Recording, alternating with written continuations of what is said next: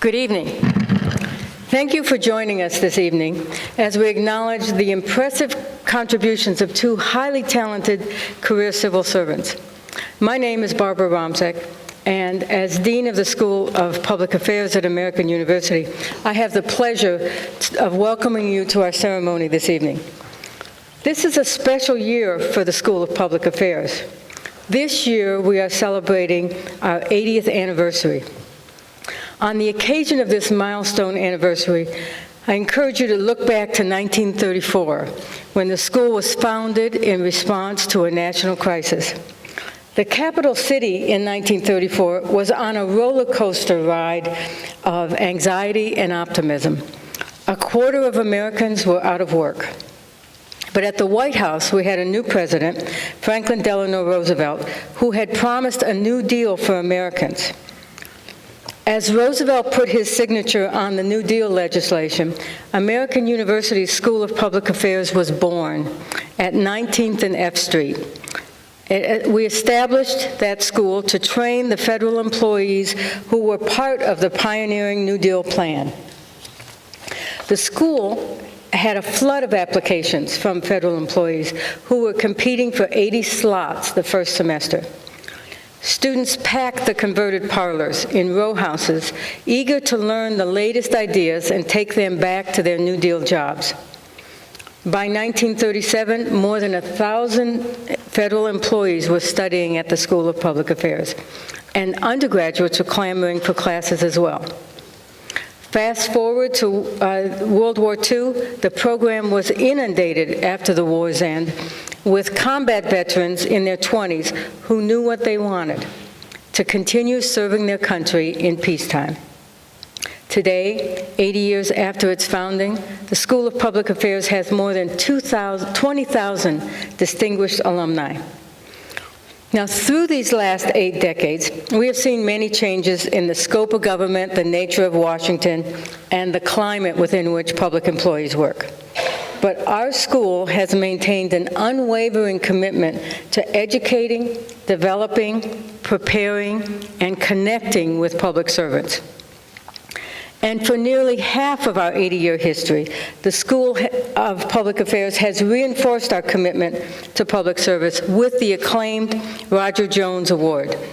Through this award, we recognize federal career executives in the senior executive service for their exceptional public service and dedication to the work and the goals of government. Each year, a distinguished panel selects 2 individuals to receive this award. The awardees demonstrate superior leadership, outstanding organizational achievement, and a strong commitment to the development of future federal managers and executives. We recognize accomplishments that are built on dedication to service and commitment to continued improvement of the government agencies on which we all rely. So congratulations to our 2 award winners tonight, Karen Henneberger of the Naval Nuclear Propulsion Program and David Lebryk of the U.S. Department of Treasury. Their dedication to public service is commendable, and we are pleased to be honoring them here tonight. Of course, you will hear more about their accomplishments shortly. We are honored to have several members of the Award Selection Committee with us tonight, including the chair of the committee, Mr. Mortimer Downey, Mr. David Chu. Raise your hand, David. Are you still here? I saw you earlier. There he is. Vice Admiral David Pekoski. Great. And the Honorable Gwen Sykes. Gwen? I can't see. She being shy back there? You will find a complete list of the committee members in your program. These individuals graciously offered their time and brought their experience to the table during the deliberations over this award. These awards would not be possible without the dedication and hard work of their nominators and without the dedication and hard work of the committee members who review the portfolios. It's hard work because it's tough to decide who among a great group of nominees will get the award this year. I would also like to thank the School of Public Affairs staff who made this night the special evening that it is. Would you please join me in acknowledging the school staff and our committee members?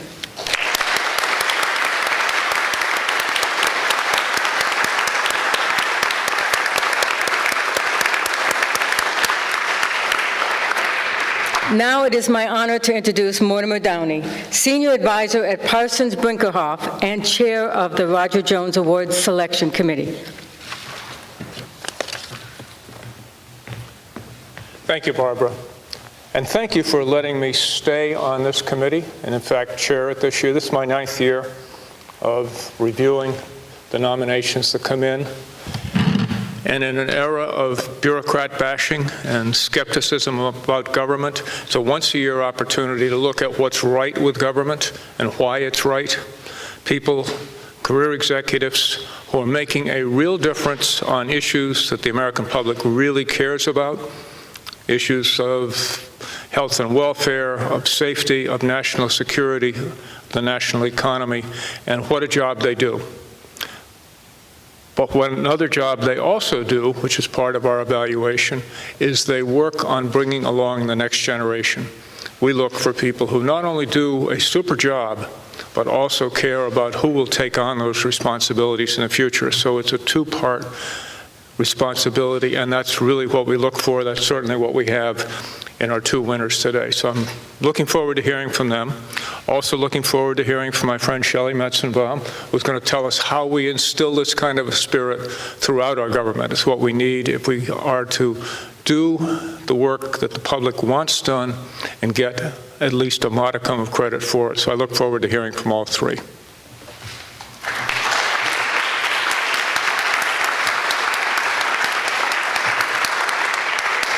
Thank you, Mark, and Dean Romzek for being here as we recognize the achievements of Ms. Karen Henneberger and Mr. David Lebryk.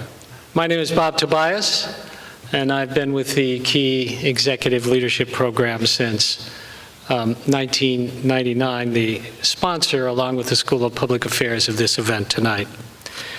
Now, these awardees represent over 2.6 million federal employees who play an invaluable role in the fabric of American life. Now, it seems to me that we're in the midst of a national crisis of confidence in government. Public polling shows clear dissatisfaction with how our elected leaders are managing the nation's affairs. Employee engagement, as measured by the Employee Viewpoint Survey, has been declining in the most recent survey, which is about to be released. It hasn't been released across the government. Will show an even more dramatic decline from last year. Now, understanding the issues causing the decline is really not rocket science. No pay increases for 3 years, and a 1% increase this year. No threatened sequestration this year, but it's on the fiscal year 2016 agenda. No threatened furloughs this year, but it's on the fiscal 2016 agenda. Unparalleled bashing of federal employees by many members of Congress that include virtually every single candidate running for public office this fall. And a public press all too eager to characterize what happened in the Veterans Administration or the Internal Revenue Service, or more recently, the CDC, as applicable to every single federal employee. Now, when we're talking about 2.6 million federal employees, it's clear that every federal employee is not perfect. But neither are they uncaring sloths who get up every morning with the intent of sleeping on the job. These are people who are dedicated to public service and achieving public goals. However, no matter how dedicated, no matter how successful, and no matter how much they're interested in public service, they need leaders to work with them, support them, and inspire them when times like now are tough. And indeed, they are tough. Which brings me squarely to our ceremony today. I'm thrilled that we've gathered together to celebrate the contributions of public servants in general and to honor 2 public servants, this year's recipients of the Roger W. Jones Award, who exhibit the highest standards of excellence in leading others and in leading themselves to accomplish truly significant results. It is time for us to celebrate what federal employees do in general, and these two outstanding federal employees in particular, to make all of our lives better. So let's begin by calling forward Admiral John Richardson, who will introduce the first of our two honorees, Ms. Karen O. Henneberger.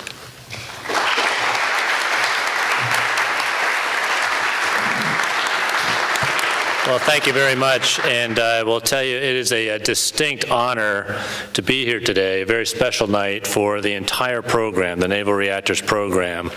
First, I'd like to just add my thanks and best wishes and really respect to American University and the School of Public Affairs for doing what is completely appropriate, I think, is taking a night to pause, come together and recognize the very best in public service. And I think that if you look at the criteria for the Roger Jones Award, you could not have chosen, my hat's off to the selection committee.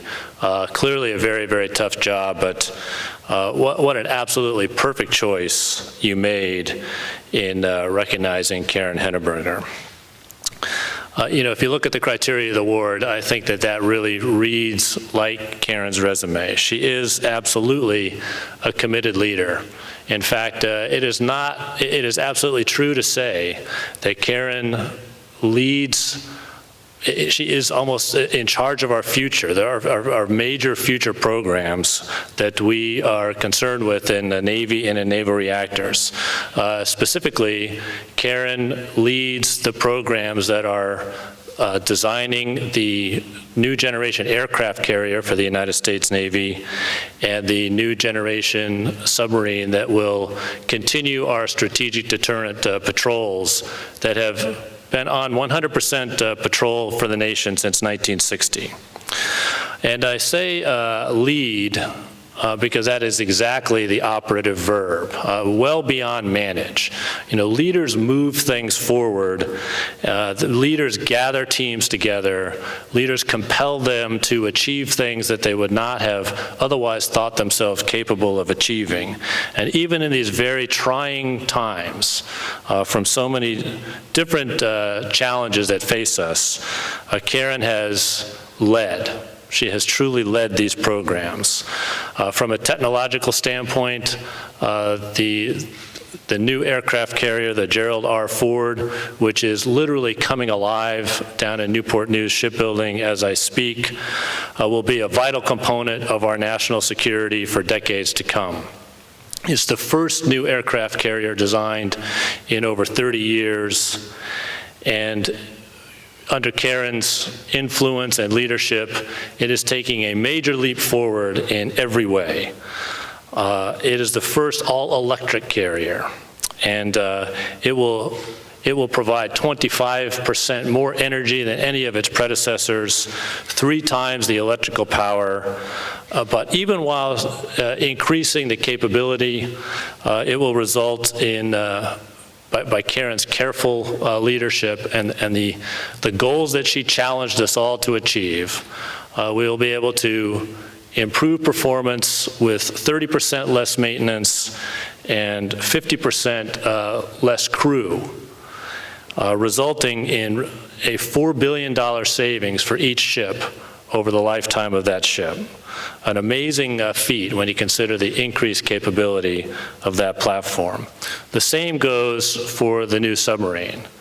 Again, by Karen challenging her team, she has laid the groundwork to continue this strategic deterrent function, which again is the foundation of our defense.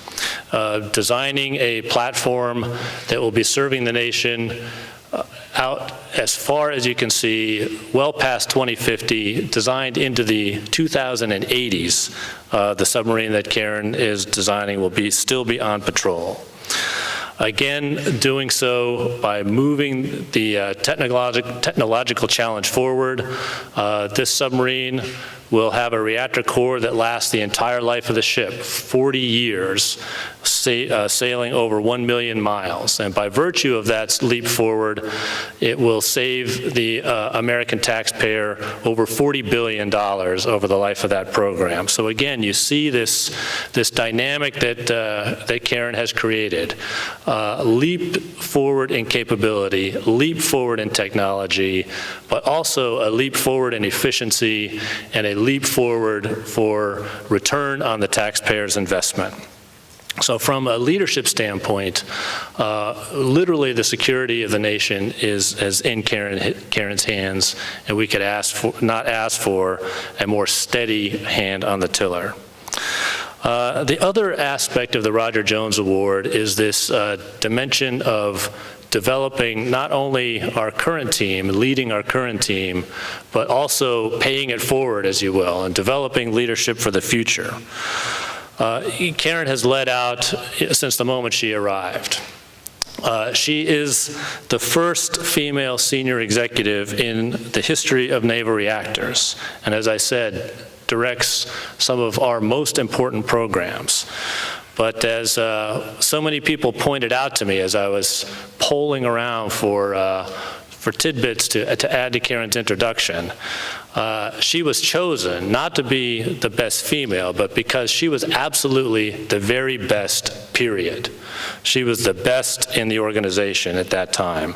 And she has driven a focused attention on meaningful approaches to diversity and opportunity. She mentors junior and senior engineers, junior and senior executives, with many senior executives, many in the room tonight, can attribute their success to Karen's steady hand and mentorship. So just to sort of wrap this all together, Karen has provided strength and leadership as a program leader at Naval Reactors that is felt in the fleet and across the nation. We are all safer and more secure. There are few government executives with a greater impact on the future of credible American military power to maintain peace, deter conflict, and protect American interests. Congratulations, Karen, on a very successful career and a well-earned recognition tonight. Ladies and gentlemen, please join me in a very warm welcome for my friend and colleague, Karen Henneberger.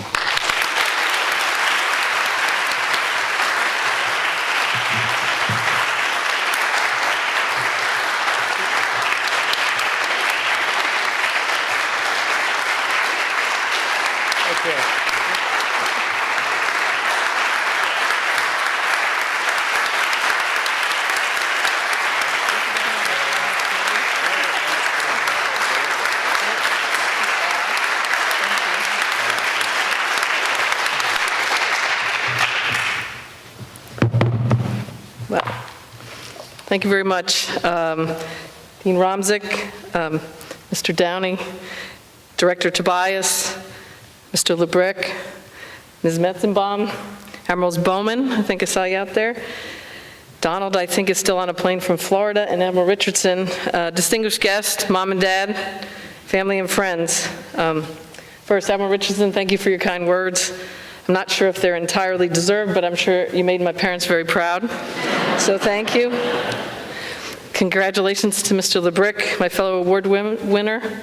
Sounds exceptionally hard work you do. Based on what I researched, as well as what I've heard tonight, Roger Jones was truly an impressive and inspiring individual. I'm honored to be given an award named in his honor, especially considering that he's a fellow Cornell alum, and I'm proud to share with him a connection to American University. When I learned about my selection for this award, I was asked to offer some reflections on my career. To be honest, my first thought was, wow, it's official, I am old. My next thought was, I'm usually the one in the audience listening to speeches, not giving them myself, so please bear with me, I promise to keep it brief. Given my background as a senior female executive in a mostly male-dominated technical field, I thought I'd take this opportunity to offer a few of my experiences and advice to aspiring female executives in the audience.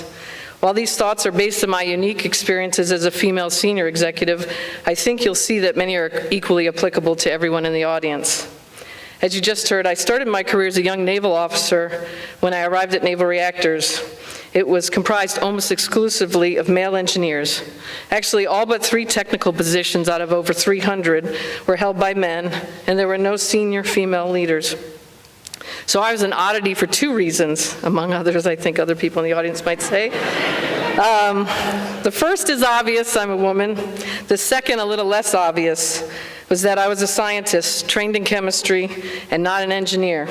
At the time, I believe we had less than 10 scientists filling technical positions, the rest being engineers.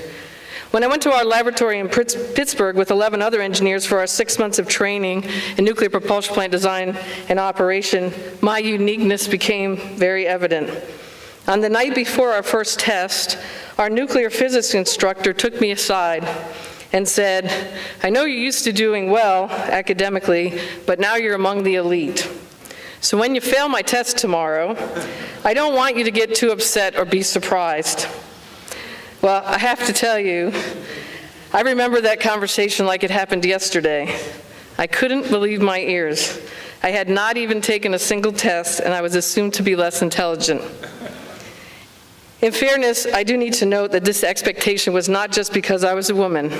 The few chemists that had gone through this training program had reportedly not excelled either. So I had 2 strikes against me. As a young 22-year-old who had never faced such bias, I was stunned. As I thought about what I would do, some advice from my mom came to mind. Don't get mad, get even. If you know my mom, that's pretty appropriate. I wasn't going to allow that instructor's bias to prove true. I probably studied harder for that test than any previous one in my life, with results that put any questions of my competence to rest. I guess I should be thankful for that motivation. To offer a few more anecdotes, in my first job, I frequently had to call engineer officers on our nuclear-powered submarines to inquire about chemistry data they had sent us. Frequently, when I called the ship, I would encounter the following. A yeoman on the ship would answer the phone, and I would ask to speak to the engineer. Being shocked that there was a woman on the phone, they frequently would not even ask for my name or my organization. I would quickly hear a hand go over the mouthpiece and a voice say, "Hey, engineer, there's a woman on the phone for you." I'm sure you can imagine the disappointment on the other end of the line when the engineer took the phone call and I identified myself as being from Naval Reactors. At least I didn't have trouble getting people to the phone. Later in my career, after becoming an SCS, I was in charge of reviewing a piece of technical equipment being designed at our shipyard.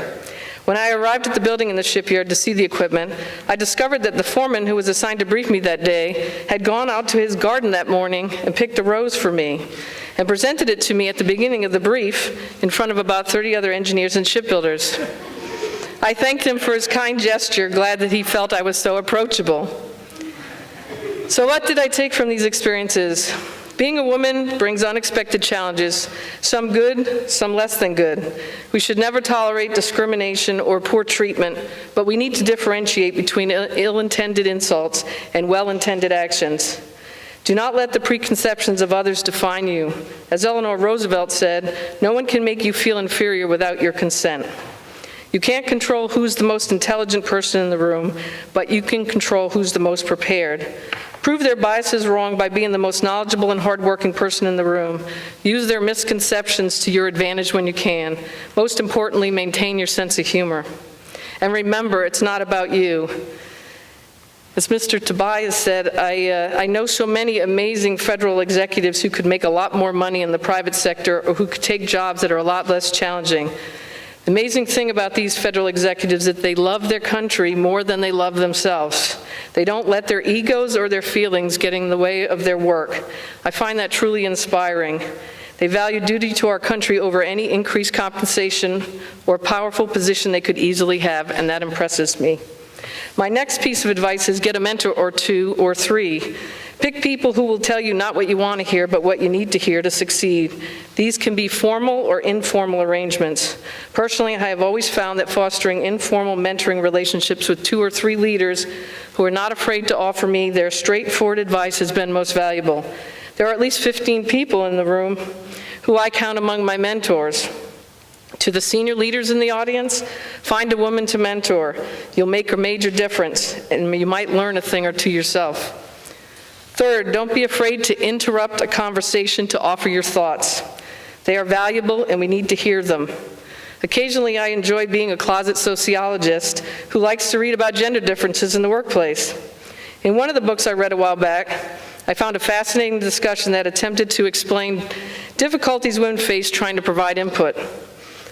This book asserted that a typical conversation between a group of men is most often a series of interruptions. As one man's conversation starts to taper off, another man will jump in to offer their thoughts. Women, on the other hand, generally don't interrupt, and therefore can sometimes be accused of not offering much to the debate. The next time you're in a meeting, notice whether this happens in your organization. It certainly doesn't mine. Fortunately, I do not suffer from such politeness.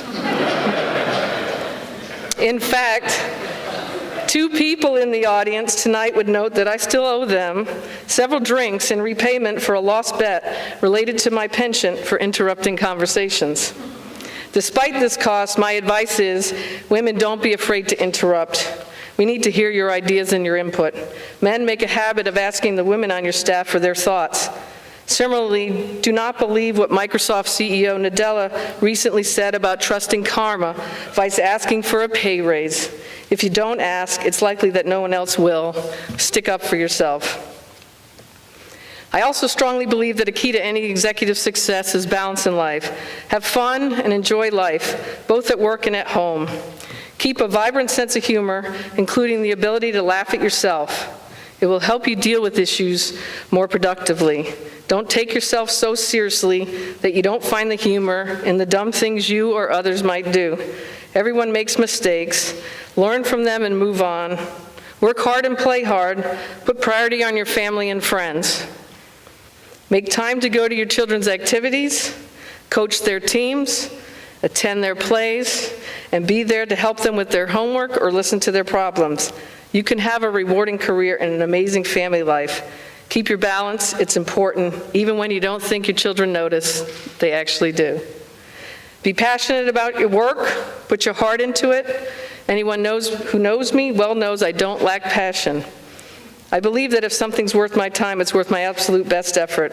I'm very proud of the accomplishments I have been a part of. Just this week on the cover of Navy Times is the headline, Best Ship Ever.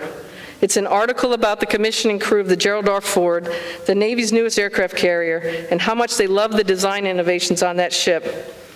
Having worked on the ship for the past 2 decades with some of the best ship designers and shipbuilders in the world, I can't tell you how much this article warmed my heart. We started this design in 1996 with only a single sheet of paper describing a few high-level requirements. Today, it's nearly 100,000 tons of American ingenuity and expertise that will be on the front lines protecting our country for generations to come. And it was the product of leaders who dared to articulate a challenging vision and possess the passion and stamina to deliver on that vision. So in summary, be prepared and confident in your skills no matter what others may think or do. Seek out mentors who will offer you needed perspective and advice. Interrupt and offer your valuable insight. Enjoy life and be passionate. As a final thought, don't forget to say thank you for a job well done. Taking my own advice, I'd like to first thank my parents for all they've done for me. They taught me that there are no limits to what I can do and made sacrifices every day for my 3 brothers and me. So thanks, Mom and Dad. Thanks to my husband, Mark, the most amazing fringe benefit the federal government has ever given me. Thanks for being a great dad and my best friend. To our children, Danielle and Alec, who took time away from their busy work schedule to be here tonight, and Katie, who when I wrote this speech was supposed to be studying, for several systems exams, engineering exams this week, but thankfully came tonight. You have made us very proud and we love you dearly. Thanks to the excellent directors I've had during my career. Admiral Bowman, thanks for having the confidence to select me as your Ford Class Program Manager. I have loved every day of this challenge. Admiral Richardson, thanks again for your kind words and for challenging us to be excellent every day. To my old bosses, Charlie, Joe, Jim and Bill, and to many other mentors out there, including Tal, Kevin, Brian, and last year's award winner. Thanks for helping me to knock down obstacles in my path, being my strongest advocates, and teaching me how to be technically excellent while having fun at the same time. To attendees of our Thursday leadership meetings, especially our co-founders, Tom and Bill, thanks for recognizing the importance of a few beers and many funny stories to healthy working relationships. To Monica, Alex, Eleanor, Chad, Kevin, John, Claire, Emily, and Ashley, the best staff anyone could ask for. Thanks for your hard work, keeping me out of trouble, a full-time job, and always making us look good. To Chuck and Hugh, thanks for leading the best design team anyone could ask for. You taught me the value of having good people on our design and the importance of teamwork. To Chuck, a particular thank you for always saying yes to every crazy challenge I propose. Andy and Steve, thanks so ably stepping into their shoes.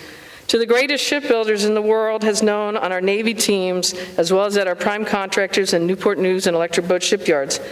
Together we make great ships that do our nation proud. Thanks for honoring me with your presence. The accomplishments mentioned tonight are tribute to you all. Thank you.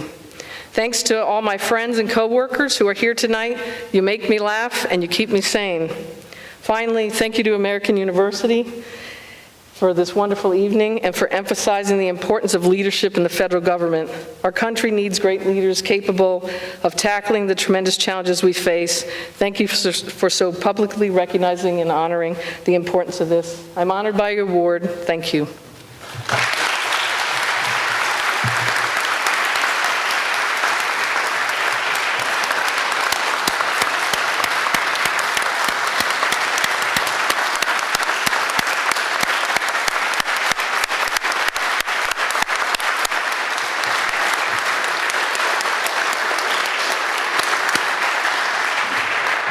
Thank you, Karen Henneberger, and congratulations. Let's welcome Richard Gregg, who will be introducing David Lebryk.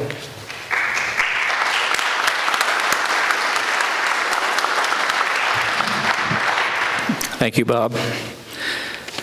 Bob and I go back a few years. Congratulations to American University for this program. I think it's really important. As others have mentioned, it's a trying time for the federal government, but I like to think about the scene in Apollo 13, and one of the guys down in the Cape said this is going to be our finest hour. And that's kind of my attitude about public service. It's, there's a lot of noise around, but what you can do individually and with a strong team is pretty amazing. Dave's wife, Susie, and his youngest son, Theo, are here tonight somewhere. Can't see out there too far, but and some colleagues as well. So it's great that they can be here to celebrate someone who I think is one of the best public servants that I've ever met in 41 years at Treasury. Let me talk about a few of the attributes that Dave has. I've known Dave in different capacities for the last 25 years. And a number of different jobs where sometimes we're working together and sometimes we're in the Department of Treasury, but working in different areas. And it's an amazing combination of qualities that Dave brings every day to the job. He has amazing integrity. And that's a word that's thrown around a lot, but I've seen it tested over and over again in situations that would have been easy for Dave to have taken an easier way, but in support of his team or in support of a principle, he stood up. And it's not always so easy to do when you have very senior people pushing in a different direction. But Dave has demonstrated that time in and time out in the years that I've known him. He's also someone that's very innovative.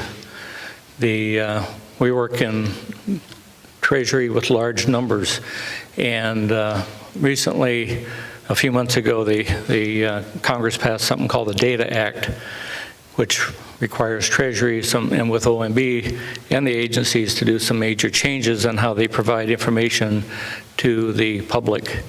To Dave's credit, 2 or 3 years ago, when he was Commissioner of the Financial Management Service, he was talking about data analytics and the importance of data. So when Congress got close to passing the Data Act, Dave and his team had actually been working on something very similar for several years. It was very innovative. There was also a executive order last Friday that put out some new requirements on credit cards to make them more secure for federal payments and both going out and coming in. And Dave, sitting on a portfolio, is probably one of the largest issuer of credit cards in the United States and the world, where over 5 million people who receive Social Security and SSI payments get prepaid debit cards. So Dave and his team have a little bit of work cut out for them to implement the executive order, but to the credit of also Dave and his team, Social Security payments and other benefit payments are now 80 or 98% electronic, which is a huge step forward from where it was 5 years ago.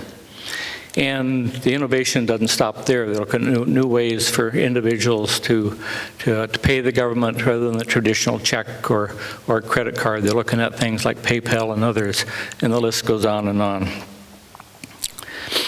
Dave's also someone who's very thoughtful, unlike his immediate predecessor in the job. Meaning that he thinks. And it's not, sometimes you get people who say they're thinking and really what they're doing is stalling. But Dave is actually thinking about the implications and how best to implement something or to deal with an issue. And he involves others in that process. And it's really, when he and I worked together, it was a great combination because he was thinking and I was saying, well, let's get on with it. And to his credit, he continued to think about the issues and steered me in the right direction many times. He's also someone that's willing to make tough decisions. And I think that's one of the key things for an executive. Anywhere, but certainly in the federal service, one of the easiest things to do is to pass up opportunities. And often, no one will criticize you for that. But the ability to look at something and say, this is the right thing to do, and I'm going to stick my neck out and push forward to make it happen is a very strong trait of Dave. In the last few years, they've closed a number of payment centers because of moving to more electronics. They've moved office work around, and those are not easy things to do because obviously there's always some political fallout and employee angst. Most recently, actually, it's 2 years ago this month where Dave was very instrumental in consolidating 2 Treasury bureaus, the Bureau of Public Debt and the Financial Management Service. And we did that because we thought it was the right thing to do. Dave was a very strong proponent of that. And what it does is put that organization, the Bureau of Fiscal Service, the consolidated organization, in a great position to help the federal government and federal agencies lead in many of these important areas. He's also someone that believes in team. I think that's critical, and it's an active involvement. It's not something to have meetings or gather people together for the appearance, but actually to get their thoughts and have full discussion on the involvement and who's going to do what and how we're going to proceed. Dave also has a great sense of humor. I don't know, some of you may have met his wife, Susie. He says Susie pretends that she's tall and he pretends that he's smart. I think, but he also has that humor, often self-deprecating at work, which is natural to him. It's something that employees kind of feel when they talk with Dave, that they can be comfortable with him. So it's not a lot of one-liners, but it's just a natural feel and warmth that Dave has in talking about what's going on at work or what's going on with Theo's basketball team or anything else. Finally, the last thing I'd mention is communication ability. A few months before I retired, I went out to one of our field offices, and I think Dave, over a course of a day and a half, had done something like 14 town halls. And I know where I would be after about 3, which would be just going crazy. Every one of those that I attended, Dave was energized, he was communicating, and people were there interested in what he was saying, and he was conveying the values of the organization, looking for their feedback and involvement, and it's something that he does exceptionally well, and it was certainly very important when we announced the consolidation of the 2 bureaus. Dave and his team have worked very hard to make sure that employees understand the issues and where they're going, where they fit in, and that's something that comes very natural to him. All the qualities of an excellent leader. Treasury and the federal government are so very fortunate to have Dave Lebryk as the Fiscal Assistant Secretary, and I want to add my congratulations to Dave for this very honorable award that he's receiving, and very well deserved.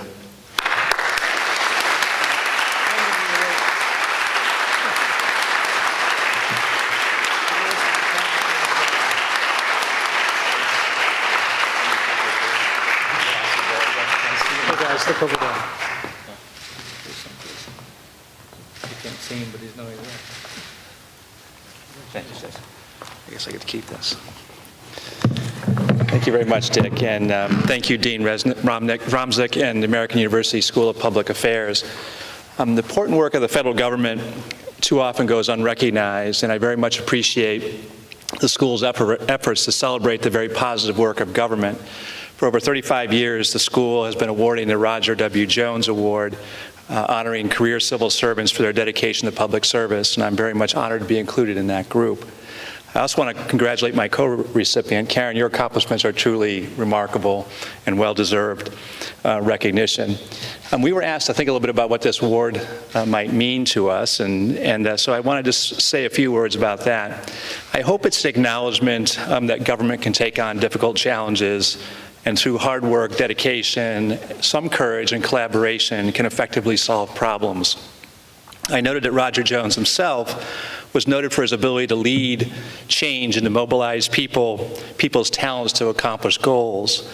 Much of what our Bureau has accomplished in the past several years has really been about leading change and mobilizing people to affect that change. Much of what we do, although Karen, I wonder whether you would say what you do is very technically difficult, but most of what we do in government is not that technically difficult. Largely it's about how do you mobilize people and how do you affect change. And that is, I think, as you look at the demographics of the federal government, where it's aging significantly, one of the real challenges that we have is how do we attract younger people to the federal government so they can think about problems differently, and they can make sure that our government is making the kinds of investments and making the kinds of decisions that really do serve the public well. And so I think even our own organization, as we consolidated the 2 bureaus, I think if we had tried to do what we did 20 years ago, it would have been very difficult to do that. But in the last 3 or 4 years, because of our demographics, many employees were willing to retire rather than to relocate in some cases. And it also allowed us to try to think through really what our skills that we were going to need to be successful in the future. And so as we made these changes, a really strong commitment had to be how we reinvested savings dollars in training and attracting talent to the federal government. And that's got to be an ongoing effort all the time. Recognition of this sort doesn't really happen unless someone else appreciates it, and I can't thank Dick Gregg enough for nominating for this award. He has so firmly believed in the work of the Bureau and so firmly believed in what we were capable of accomplishing. He has left a remarkable legacy through his 40-plus years of service, and he's been a tremendous mentor and teacher. He's also been a wonderful example himself of leadership, where I think that the characteristics of competence and character are so important in terms of coming together to really lead effectively in government.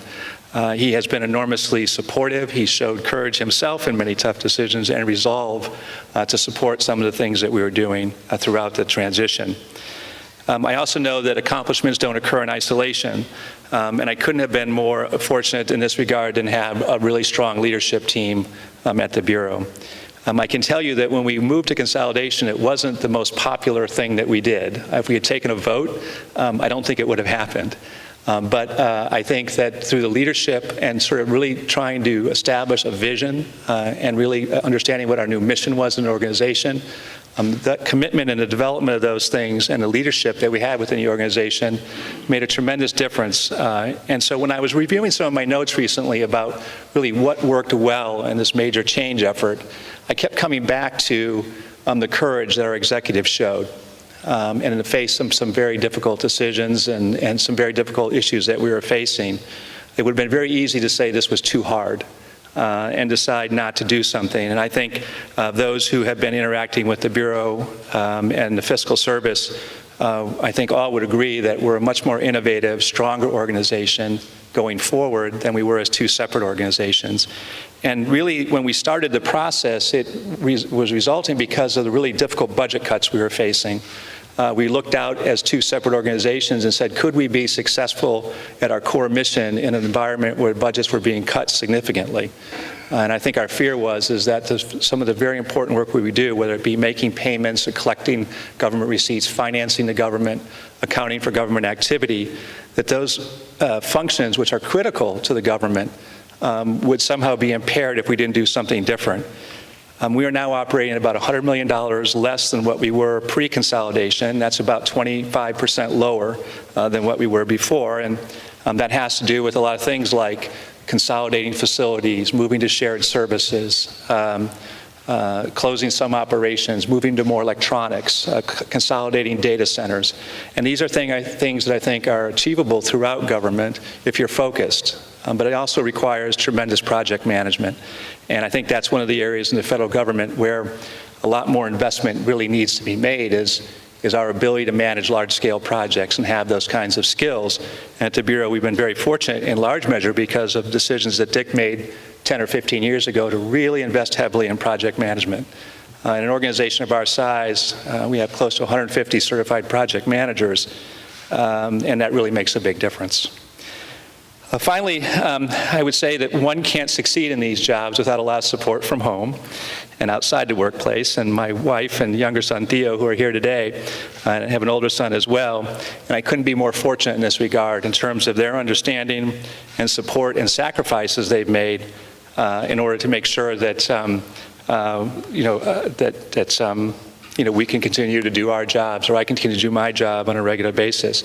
I consider myself enormously fortunate in this regard, and they deserve an enormous amount of thanks as well. Thank you very much.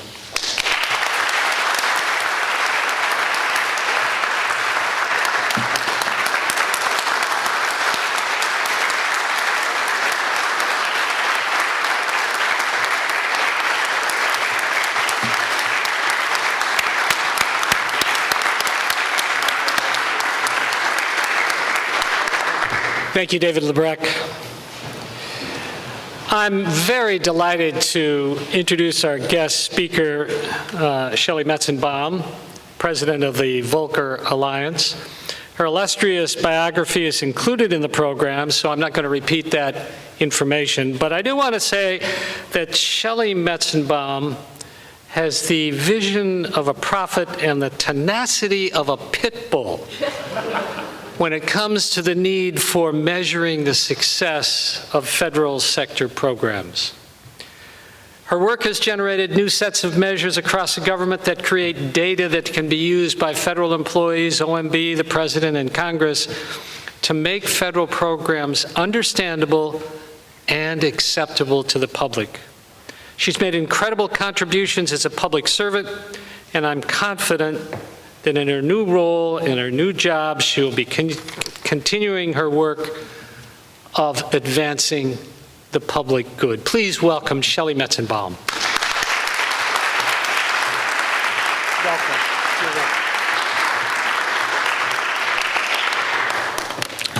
Thank you so much, Bob.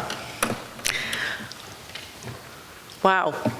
Following these two exceptional individuals, this is truly an honor. I am genuinely moved and touched to have had the opportunity to sit and hear about what you have accomplished. Thank you so much for your service. When Mort Downey invited me to speak tonight, I have to admit it was a little difficult for me to say no. Mort tops the list of my rock star government heroes. When I learned that Bob Tobias was going to be introducing me, the invitation became increasingly difficult. I mean, increasingly irresistible, difficult to turn down. Because Bob ranks up there with Mort as an incredible government change agent, whether he's inside or outside the government. Talk about a pit bull. Man, are you a pit bull? And then when I saw the accomplishments of Karen and Dave, my decision was absolutely made. Come on, Karen, how cool is what you do? You build big ships, and not just any ships, but big, hairy, audacious, nuclear-powered ones. Whoa! You apparently design plants and products, too, along with the systems to prevent and reduce operational risks. But perhaps most impressive, when I was reading all this stuff about you, you have taken on succession planning, which we gotta talk. I mean, because there really aren't very many people in the federal government who take that as seriously as we need to. So let's figure that one out. I mean, these ships are amazing, but succession planning, that's frankly equally amazing. And Dave, the federal government's money man, you know, first you master the art of money making, right? Literally physical money making. And now you're managing the money coming in, the money going out, the money that should be coming in but isn't, and then of course the money that is going out but shouldn't be, right? It's amazing what you do. And I joined, Dave and I were at the same table. Look at that smile. I just can't believe he does that work and he's still smiling. I mean, really, it's just fantastic. So I plead guilty. I could not resist this invitation because I wanted to have the opportunity to meet these two exceptional individuals. So congratulations to both of you on your well-deserved recognition, and sincerest thanks for your decades of dedicated public service. Your work has enhanced the security, physical and financial, of all Americans. You uphold the commitment to excellence in the federal service that Roger Jones personified. Congratulations, too, to the other nominees and especially to the other finalists for this prestigious recognition. The nation owes you great respect and great thanks for the work you are doing. Now, Mort asked me to talk this evening about the Volker Alliance, especially about our activities as they relate to career performance, career development, and management accountability. I'm happy to do that. In addition, I hope to enlist you. It's not, I just don't want to talk to you about it. We're the Volker Alliance. I want to enlist you in advancing the Alliance's mission, more effective and trusted government. But let me begin with a little background on how the Alliance came to be. I have the privilege and the honor of working with and for a board chairman, Paul Volker, who, with 30 years of federal service, considers himself, as he's described, a federal bureaucrat. He had served 2 terms, I think you know, as Federal Reserve Chairman. And Paul has become increasingly frustrated over time that he saw the best minds spend a whole lot of time debating the theory of government without putting that theory to the test of practice and without building the capacity of the people in government to translate ideas into action and deliver more effectively. Paul likes to quote Thomas Edison: "Vision without execution is hallucination." So a little over a year ago, Paul assembled an extraordinary board of people, including Alice Rivlin, former Congressman and county official Tom Davis, former Mayor Shirley Franklin, Sheila Bair, who was at the Federal Deposit Insurance Corporation, Chuck Bowser, General Accounting Office, and others. I have just the most distinguished board, all of whom shared his passion for the nuts, the bolts, and the electrons of government. And together they launched the Volker Alliance. So who and what is the Volker Alliance? Well, in a room like this, I guess I'd describe it as saying we want more people to become Karens and Davids. You know, we want leaders and innovators and change agents in government. In addition, we want to support the Karens and Davids across government at all levels and equip them with better knowledge, tools, and resources to deliver greater value for all Americans. To do that, we're starting out with a three-pronged approach. First, problem solving. We'll take on a few projects every year where we think we can bring the right people and the right knowledge into the room on specific problems that create systemic or structural impediments to progress. And you need to deal with that. So we're going to try to bring the right people, the right minds together to understand the problem better, to try and identify solutions, and then to promote their adoption. Second, we're going to try and build capacity in a few key areas. We're starting out with a focus on two areas. One is strengthening professional schools that prepare people for public service. And the second is strengthening the practice of performance and evidence-based management. As Bob warned you, I'm a little nutty on this subject. And, a lot. And then finally, as our name suggests, we want to build an alliance. We want to strengthen networks that can bring about change and create networks of change-driving agents who share our commitment to pay attention to the execution of public policy, to the delivery issues, not debates about politics, which is where so much time and attention is placed, not even the debates about policy, about what the right policy design is, except to the extent that that determines how effectively you can deliver, but really working on the nuts and bolts and electrons of government, on the delivery issues, on moving that vision into execution, into reality. So let me describe our first three projects in the problem-solving areas. Not surprisingly, when you're the Volker Alliance, one of our first projects is in the financial regulatory area. So we are going to look at the structural reform of the financial regulatory system. And we're going to look at that because with 6 existing organizations, the risk still remains because people creating financial products can try and fit between the lines, into the gaps of the regulatory oversight structure or play off overlaps. Second, truth in state budgeting. We basically are going to try and make it harder to kick the fiscal can down the road, putting current costs on future generations and underinvesting in returns for the next generation. And we're going to do that by looking at how states use gimmicks to hide the money that there should be, that they're spending in one year and put it off into future years. And we're looking for criteria that we can use that are sort of early warning indicators of problems. We're starting with 3 states and looking at those, and we will eventually look at 50 states and try and make the political conversation a little bit different about how you actually budget, so that budgeting is in fact an honest trade-off process, a good policy decision process, engaging the public in what are the real trade-offs, where do we want to spend our money.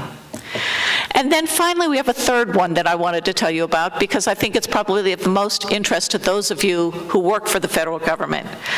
And that is a much smaller project in scale, but similarly deals with one of these problems, these structural or systemic problems that are just keeping us from getting our job done. And that has to do with the recent regulations for the regulations on recent graduates and interns. And basically, there's just a tremendous amount of confusion about how you can actually hire recent graduates and bring on interns. And so in the next few days, we reached out to the Partnership for Public Service and the Robertson Foundation for Government and worked with people within the federal government and with the Office of Personnel Management. And in the next day or two, we'll put out a Mythbusters toolkit that basically takes on many of there are about 8 key misunderstandings, confusions, misinterpretations of what the rules look like. So it tells you a better way to do this. So for those of you in the federal government, if this is frustrating for you, we hope we took on that little problem that was creating a lot of irritation. But let me also talk a little bit about our capacity building. One of the areas where we want to build capacity, as I said before, is research and education to prepare people, professionalization of the public service. We have 2 superstars here, and we need a lot more. And the question is, are the schools out there doing the kind of preparation they need, especially given that the world has changed so much? So let me start by asking you a question, and I'll ask these 2 people to think about it first. What were your favorite courses? Relevant not to your life, but to your education, to your practice in government. What were your favorite courses? What were your favorite readings? Who were your favorite professors? What would you still like to learn? What would you like your staff to learn? What would you like the people you hire to know? And what do you think made the biggest difference in your life for making you as successful as you are? These are questions we think we'd like to get answers to. And so one of our early capacity building projects will be asking award winners like these 2 to help us and answer those questions. So we can then share that information with schools, Dean Romzik and others. And thank you for, hosting and celebrating these wonderful people. So we can share that information with schools, and they can know what the demand is and what worked. We also want to be able to ask people who are in the business community, the innovators community, what do you think is coming as we go forward? What are the needs in the future? And create here a picture of the demand for good education and research. What do we still need to know? And how do we help the schools deliver on that? That's something the Volker Alliance is going to work on, and we want to work with the schools and with the award winners on it. So one of the other things we're going to do is actually try and find the award winners and work with them to get the answers to these questions. It's our hope this will be helpful, but also motivating for the various schools who are out there. Let me also mention one other area where we're trying to develop capacity, and that is, as Bob suggested, in an area I call performance, impact, and innovation. What do I mean by that? Well, it's really about getting government to deliver better. And I was thrilled to hear the description. I mean, best ship ever, right? 30% better on, less on maintenance, 50% less on, I didn't write it, fewer crew, 4 billion savings over time, and at the same time, more electrical capacity, et cetera. It's more mission for the money. That's what it's all about, and what it started with was a set of big, hairy, audacious goals that were focused on outcomes, right? And, I've seen the same here, where you were trying to save money for the federal government in how you handled money. And you took on a big, hairy, audacious goal because you looked at the problem, you analyzed it, you looked at the objective, and you said, how are we going to make progress on this? What we need in government is far more people who want to manage to outcomes, who are willing to set stretch targets that really affect strategic deterrence, the outcomes. What is it we're trying to accomplish? And so one of the things the Volker Alliance wants to work on with all of you is how do we help get this to be a basic practice across government, focused on outcomes with stretch targets, using data, not necessarily data-driven reviews, but data-informed decision-making, right? Because values come in there too. But that's a big thing, is how do we get to, if you set those stretch goals, people will innovate. If you frame the goals as outcomes, then you'll connect to the public. And with trust at an all-time low, trust in government at an all-time low, trust in large organizations low, we need to start to build that trust back again. And one way we can do that is being clear about our goals, being clear about the outcomes we're trying to accomplish, and then using those goals, talking about those goals, using them to engage people within our organizations, people outside our organizations and other organizations, and the public, in both the decision-making, but in also coming up with solutions. So when you talk about, the private companies you're working with, it really becomes a powerful tool. Now, I met Mort Downey when he was Deputy Secretary of Transportation. And Mort did this with every one of the components in the Department of Transportation. And one of the interesting things there was, At the Department of Transportation at the time, I think it's still the case, they said safety is the #1 priority. Safety at the Department of Transportation. You'd think it was mobility, but in fact it was safety. And Mort then would have quarterly reviews with his component heads to say, how are we making progress? Where are we making progress? What are you going to do to get that next increment? Where are the problems? How are you going to prevent future problems? And he did such a great job of that, that even after he left, most of the components kept doing this, even though the next administration didn't continue that quarterly review process. I know this because they called me in to ask for help. And I said, why are you asking me? Go ask Mort.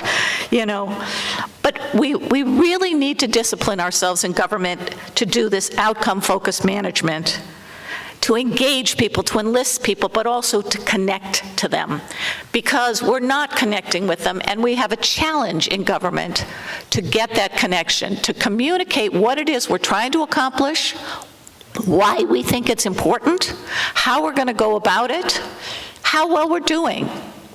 And if we're not doing well, what are we going to do to try and fix it? This is the power of goals and measurement. We also have to think about not only the things we want to accomplish, but how we want to prevent things. So the unwanted side effects, we need to measure and manage those, the warning indicators. We need to harness the power of tools, the tools of goals, measurement, analysis, transparency, clear lines of responsibility. These will all help us deliver more value, more mission for the money. So I'm here today not just to preach, because I am an evangelist for this way of managing, but hopefully to enlist those of you who are here, who are in government or working with government, to actually help us transform the way government does in all of these, the way government works, to work more focused on outcomes, but to communicate that as well, and to use the power of the data to inform the decision-making, and then to communicate that. I hope that all of you will be leaders. I mean, I just heard 2 great stories we can share with others, but I have another plea to you. And it's because of the nature of the Roger Jones Award, which really takes this and says, how do we manage the people in our organizations? Where we really need to do work is to figure out how to translate these goals, the measurement, the data-rich reviews, translate that to people. Who will do what by when? Where do we have skills gaps? How do we fill those skills gaps? Where do I need to prepare people with new skills? How do I build that capacity? And we need to think about how to translate to effective contracts and effective grants. We need to move that forward, and that's something the Volker Alliance would love to work with the award winners in this room, the American University, and others, to try and deliver a government that actually serves the American people and that the American people understand. It is my hope that all of you will join us in this effort. You are already doing this by your distinguished careers, and hopefully the Alliance can help you and others get energized to continue with this momentum moving forward. Thank you very much.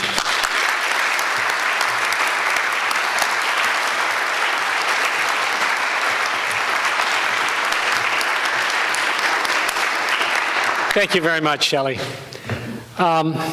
Ladies and gentlemen, thank you, and please join me for a reception outside in honor of our 2014 Roger W. Jones Award recipients. Thank you very much.